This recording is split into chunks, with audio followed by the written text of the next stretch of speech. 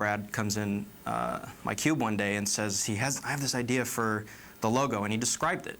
And basically it was putting a logo that would sort of distinguish the feature animated movie and sort of throw back to this rich history of animation that Warner Brothers has.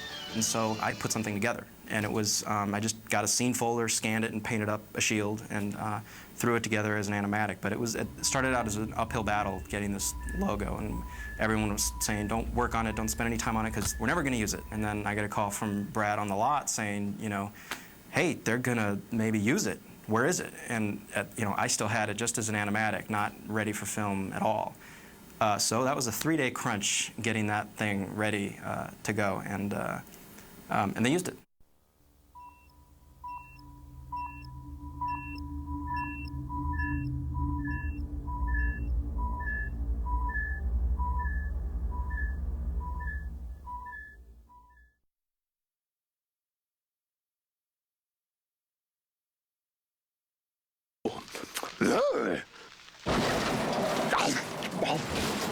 Our production designer, Mark Whiting, had done some concepts drawings for it before I got involved. But I wanted to go in a very different direction, and I thought of Joe. He came up with some really great early concepts, which then Mark Whiting took and really fleshed out with Steve Markowski. I wanted to make him very simple and almost childlike, you know, build him out of as simple, keep the shapes as simple as possible, basically. He's made of, you know, cylinders and cones and spheres and, you know, squares. I wanted to keep his proportions overall very humanistic, but I wanted to give him sort of like Popeye forearms, you know, skinny upper arms and large forearms, and do the similar thing with his legs, because it's something that you can do in steel that you can't do in flesh. I wanted to immediately give him the distinction of being a machine, but with more or less human proportions overall. Joe Johnson did a series of really beautiful, about yay big, from what I remember, black and white silhouettes of giants, maybe 15 or 20 of them.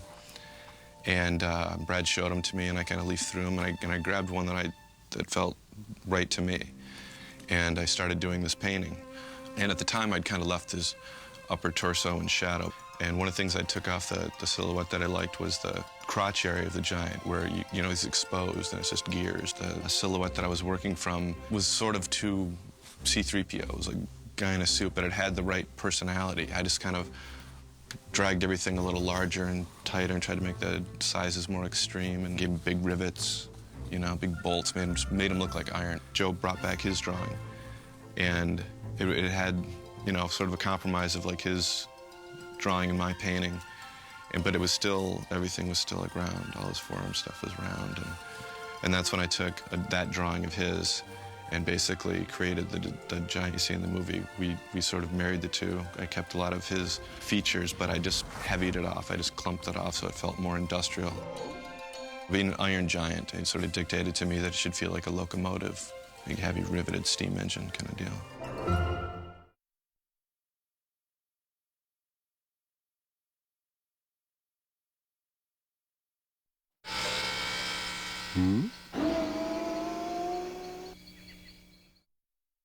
The Iron Giant was originally brought to Warner Brothers by Pete Townsend and Des McAnuff as a project to do as a musical. I was working with Pete Townsend on Tommy, which we did on Broadway and on the West End and all over the world.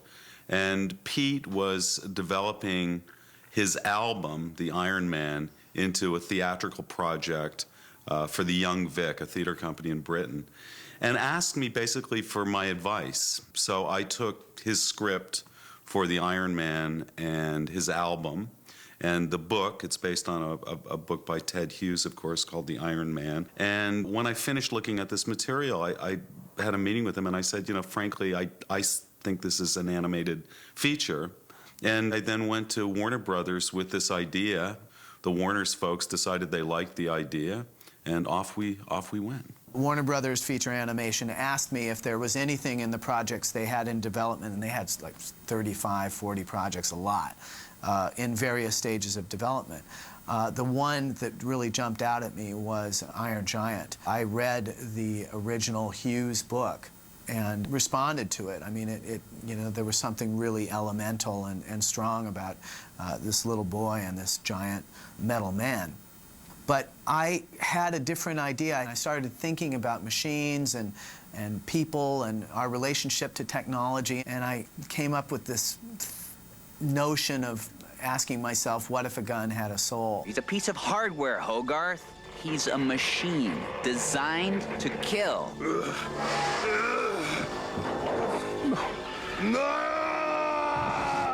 I pitched it at Warner Brothers with Pete Townsend there. And I think Pete had sort of twin reactions. I think that on one hand, I think that he was intrigued by several of these ideas, but I think he was also kind of horrified that it was sort of becoming very different than the movie he originally set out to make. Pete didn't know me from Adam at this point, and I think that he really took a leap of faith to trust me, and Des did too, to develop this in a way that would, you know, do him proud and do the work that he had and Des had put into it proud. Ted was wildly enthusiastic about Brad's treatment for the story and finally the script. Ted sadly died before the picture came out, so he never got to see the movie. Brad then brought Tim into the project to work on the script with him, feeling that he needed a collaborator. In a way, this was sort of a throwback to the old days of Disney when the stories were worked out by, they call story guys, which they worked out on storyboards first, and you know, before they ever wrote the script. We would see things that the storyboard guys had done, and usually, of course, they'd give a storyboard guy, you know, maybe a 3 to 6 minute scene. He would come up with 30 minutes worth of stuff, you know, great stuff, you know, and so it became just a great collaboration between Brad, you know, all these storyboard guys and myself, just coming up with great ideas. And Allison was, you know, the third member of this great, you know, team with Brad. For me, it was a really dynamic, wonderful time on the movie because Brad was working with the writer and working with the storyboard guys, and it was just a dynamic sort of interchange between the two groups. And sort of over the course of the next few months, the first draft of the script came to be, utilizing some of the work that the storyboard guys had done and the writer and Brad, and it was just a real dynamic time. It began as kind of a nail-biting experience for me because I was kind of sticking my neck out with these guys, Pete and Des, who are amazing in their you know, achievements, both of them. And you know, I was kind of saying, I want to go this slightly different way, and they endorsed it, and I think we had a happy ending. I think the important thing that Ted produced in the book is this extraordinary relationship between Hogarth and this huge metallic creature. And I think that's the great power of the movie. You know, I think the social commentary is fabulous, and the political parallels are very interesting. But when it comes right down to it, what's really powerful is this extraordinary relationship. That's what will make this film timeless.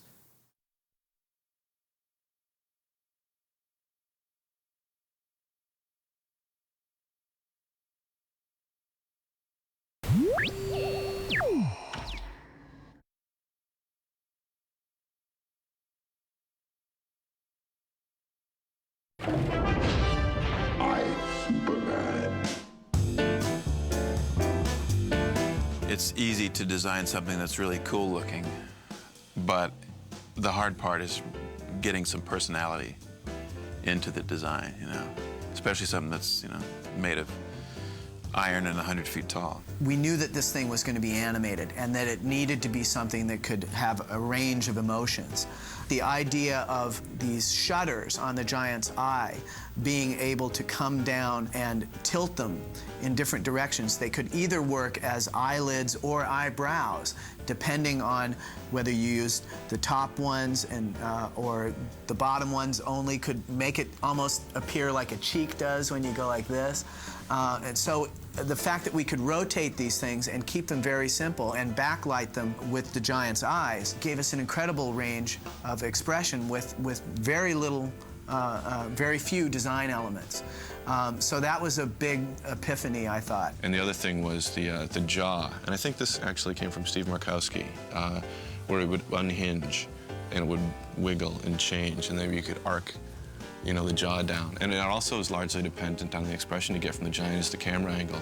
You know, if you're shooting up at him, it's going to give him more of a sad face because the curve is going to be going down. And if you're shooting down on him, it'll look a little more like he's smiling. That coupled with the loosening of the jaw and the eyes is really how we gave it expression. Because when it's like 50, 75 feet tall, you don't want people to be afraid of him. You know, you want the townspeople, but you want a boy to go, wow, this is great. It looks friendly in a way. But then when you make the transition of discovering what the potential, you know, what actually the robot was designed for, you want to get into this idea of just looking at it, that you know that this is trouble. And that's sort of the quandary for the giant, and going back to that initial concept that Brad had, was what if a gun had a soul?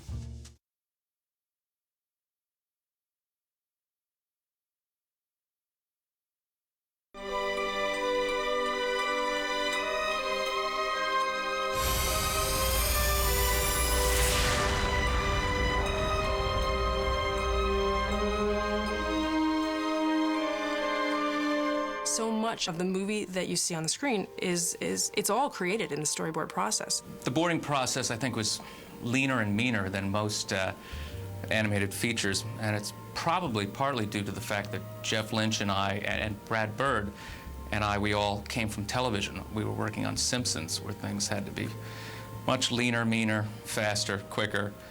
Not only with an animated film do you want to see the reels completed, you want to see it playing out. The reels are especially full. They're called animatics. There's actually movement, you know, that Andrew Menace is a genius at this. The use of animatics in Iron Giant was to pre-visualize in a very complete way what a shot was going to look like very early on, before the shot really ever went into production, and that included splitting storyboard artwork into multiple levels, splitting characters off backgrounds, and then splitting single drawn backgrounds into multiple layers so that we could do multiplanes. And this served sort of multiple functions of communicating to the lot very early on what the film was basically going to look like before it went into production. And also internally, as far as making the movie, in story, it allowed us to basically, in the same way, see what it was going to look like before it went into production, and that was, you know, multiplaning camera moves, temp effects, even sort of rough lighting. All these things sort of enabled us to see what it was going to look like, because the camera telling the story was, you know, very much a part of the storytelling process. Animatics with Brad, Jeff, and Andy was just such great fun, because we really got into filmmaking. I mean, from the start, from boarding, we were into the filmmaking of composition and what the camera's doing, and the cinematography, and then taking right that animatics where it's pretty much realized with what Andy was doing with separating elements in the drawing and making a move. And I mean, it was, you know, barring animating it, I mean, it was close to the finished picture as possible. After that, once these scenes went into production, they served another function of communicating to the whole building what the shot was going to look like, the timing, sort of what the effects were going to look like, lighting. People could punch up the shot on the webpage and look at it.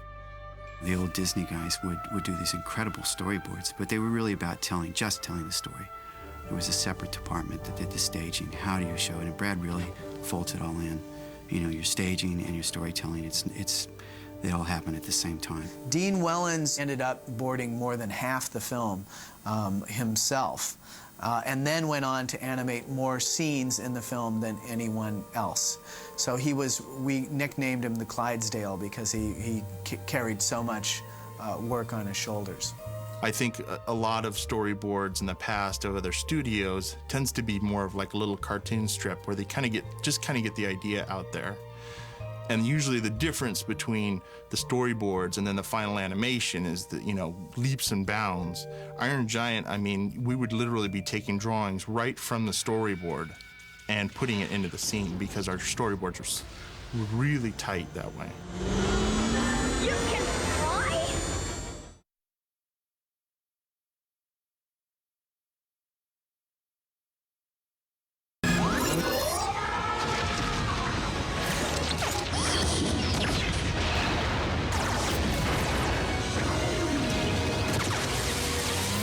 In the script, it was just one line of dialogue that said, "The biggest, most expensive, powerful, rip-roaring action scene animation has ever seen in their entire existence." That was the line that I had to get forth in the storyboards.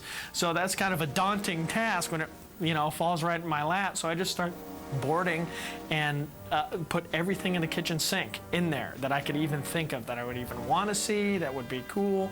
And we went through several versions of the final battle before we actually got to the one that ended up on screen. This is another area of the film, if I were to have my perfect version, I would have had this scene go on maybe a minute or two longer, because we had great stuff that we simply couldn't afford. It was gigantic. We had a Stratofortress try and carpet bomb the Giant. We had more F-86s try and strafe the Giant. The Giant burst through a forest onto a highway that's ice-slicked, slips and nearly falls on all the cars that are on the highway. We had it fall into the ocean where submarines attacked it. So it was just everything we threw into the final battle. Brad, when I originally pitched it, where we were near the end, he looked at it and he said, "All right, Mark, this is great. It's awesome. It's really working well. Now let's take it down a third." It always seemed to become ungainly, and they started making fun of me because I kept saying, "Cut it in half." The first thing I would always say whenever they showed me anything in the battle sequence was, "Cut it in half." And it was because every time I would leave them with it, we would cut it down, and then it would sprawl out again. It was like the sequence that will not, you know, be contained. We got F-86 fighter planes. We got the tanks. We got Jeeps with 30mm machine guns. We've got howitzers. We've got the ground troops with bazookas and machine guns and just anything that I could think of, you know, from different war movies. The message we wanted to drive home with the final battle was just, you can't stop the robot. The military shows up, they have everything brought to bear against the robot, but that is not even remotely enough. As this thing is invincible, it can't be stopped. So that when Hogarth finally breaks through the programming of the robot, and the robot remembers who he is, it's just that, you know, that David and Goliath, this little boy was able to stop the robot.